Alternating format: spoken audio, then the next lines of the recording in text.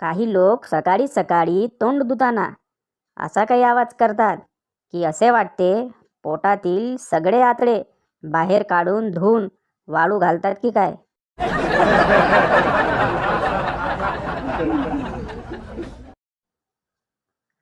घरी स्वतःची बायको एक शब्द बोलू देत नाही आणि चाललेत गावचे तंटामुक्ती अध्यक्ष व्हायला.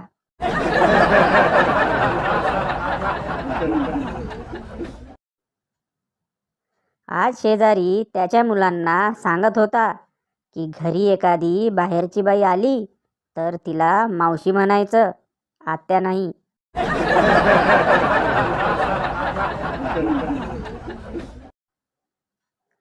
तुमच्या कमाईचे साधन काय आहे? मुलगा, तबला. पण तुम्हाला कधी तबला वाजवताना ऐकलं नाही. मुलगा, नसेलच ऐकलं. सोसायटीवाले न वाजवण्याचे महिन्याचे 20,000 रुपये देतात.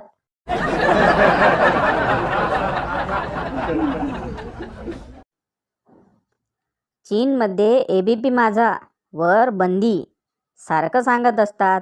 उघडा डोळे बघा नीट.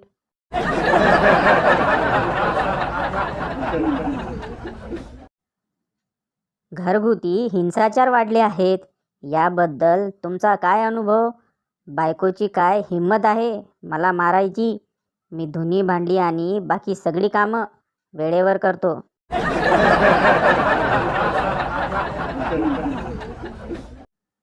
गावाकडची मुलं मुली आधी ग्रामीण होते, आता इंस्टाग्रामीण झालेत.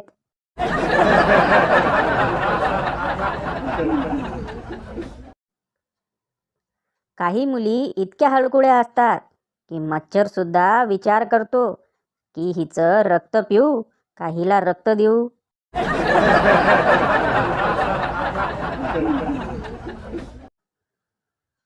घरवाले म्हणतात की वाईट मित्रांच्या संगत धरत जाऊ नको, लांब राहा. आता त्यांना कोण सांगणार की मंत्रिमंडळचे अध्यक्ष तर आम्ही आहोत.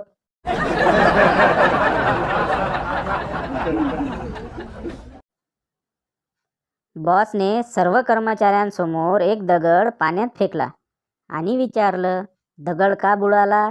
सर्वांनी सांगितलं, दगड जड होता म्हणून. मग बॉसने आपल्या चमच्याला विचारलं. त्याने खूप सुंदर उत्तर दिलं, सर, ज्यांनी तुमचा हात सोडला तो बुडतोच. जीवनात असेच चमचे खूप प्रगती करतात.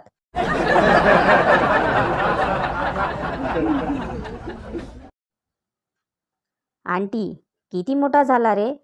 मुलगा, तुम्ही केव्हा बघितलं? आंटी, तुला म्हणते हरामखोरा, तू किती मोठा झालाय?